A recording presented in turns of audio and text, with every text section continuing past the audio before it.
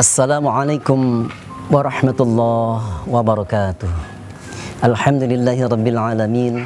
Assalatu wassalamu ala ashrafil anbiya'i wal mursalin wa ala alihi wa sahbihi ajma'in, amma ba'du. Hadirin rahimakumullah, marilah kita sama-sama mereformasi amaliyah kita, ibadah kita, keimanan kita, agar menjadi orang-orang yang tidak menyesal kelak di kemudian hari, dengan mencontoh kepada salah satu sahabat Rasulullah Sallallahu Alaihi Wasallam yang bernama Thauban. Thauban tidak dikenal sebagaimana Abu Hurairah, sebagaimana Abu Bakar dan lain sebagainya. Tetapi di sisi Rasulullah Sallallahu Alaihi Wasallam, Thauban begitu luar biasa. Dia tidak pernah tinggal sholat berjamaah bersama baginda Rasulullah Sallallahu Alaihi Wasallam. Tidak pernah sholat 5 waktunya tertinggal. Suatu hari sholat subuh dia belum terlihat di salah satu masjid. Kemudian Rasulullah menanyakan, "Wahai para sahabat, di manakah Thauban?" Jamaah tidak ada yang tahu di mana berada. Adakah yang tahu di antara kalian rumahnya?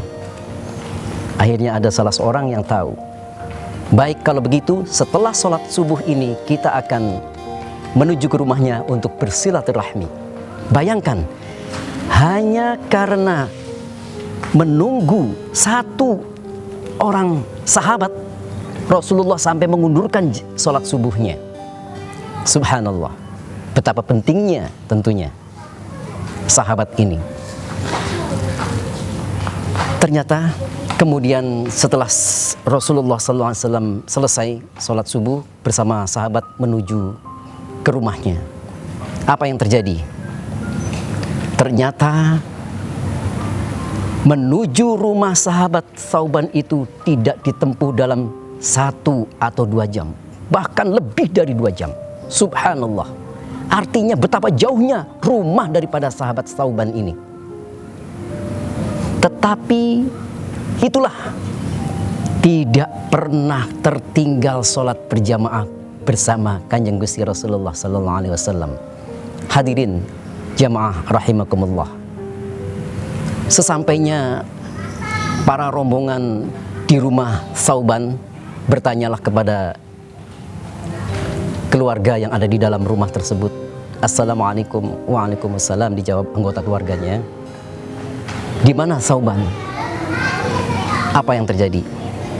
Wahai baginda Rasul, Thauban baru saja dikubur. Subhanallah, penghalang daripada sholat berjamaah Thauban ini ternyata adalah kematian. Kemudian berkatalah istri daripada Thauban ini, "Ada yang unik dalam wafatnya suami saya, wahai baginda Rasul. Ketika dia itu wafat, dia berteriak, 'Duhai, kenapa tidak lebih jauh? Duhai, kenapa tidak yang bagus? Duhai, kenapa tidak semuanya?' Kemudian Rasulullah menjawab peristiwa yang aneh ini. Ketika detik-detik sakaratul maut, ternyata ada sebuah penyesalan daripada seseorang yang dicabut rohnya tersebut. Kemudian Rasulullah mengumandangkan firman Allah, "A'udzubillahi minasyaitonirrajim. Bismillahirrahmanirrahim. Laqad kunta fi ghaflatin min hadza fakashafna 'anka ghita'aka fabasarukal yawma hadid." Laqad kunta, sungguh kita berada saat ini, fi ghaflatin, berada dalam kelalaian. Lalai karena hartanya, lalai karena kemewahannya, lalai karena hal-hal yang diistimewakan di dunia. Fakashafna, maka kami singkap penglihatan kita tentang amaliyah kita, maka diperlihatkan semua amaliyahnya. Termasuk sahabat Sa'ban ternyata disingkapkan, diperlihatkan tentang pahala-pahala yang pernah ia perbuat. Langkah menuju masjid yang mencapai 2 jam atau lebih. Inilah kemudian sahabat Sa'ban itu berkata, "Duhai, kenapa tidak lebih jauh?" Ini adalah sebuah penyesalan. Hadirin, penyesalan. Ternyata seorang yang saleh saja menyesal dikala detik-detik sakaratul maut, apalagi yang penuh dengan maksiat, apalagi yang berlimang dosa. Sahabat Thauban ini jauh rumahnya menuju masjid, sehingga dia merasa ingin lebih jauh, ingin lebih jauh rumahnya agar pahala melangkah menuju masjid itu menjadi banyak. Kemudian Thauban juga berteriak ketika wafatnya, ketika menjelang wafatnya, ketika sakaratul maut itu bagaimana? "Duhai, kenapa yang tidak bagus?" Ketika sahabat Thauban ini menuju masjid, dia memakai mantel. Tidak cukup satu karena dinginnya, maka dia rangkap dengan 2 mantel. Maka di sini menyesal dia karena memberikan mantel yang tidak bagus.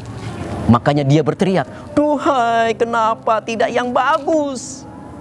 Makanya kita dalam bersedekah adalah cari yang terbaik, cari yang terbagus.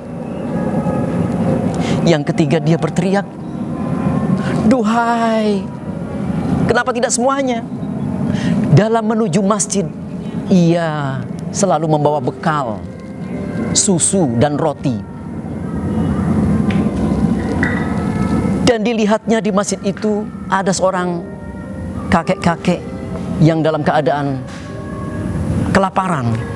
Sehingga Thauban pun akhirnya memberikan sebuah roti tersebut, dipotong menjadi 2, yang maksudnya adalah untuk dirinya dan untuk sang kakek yang dalam keadaan kelaparan tersebut.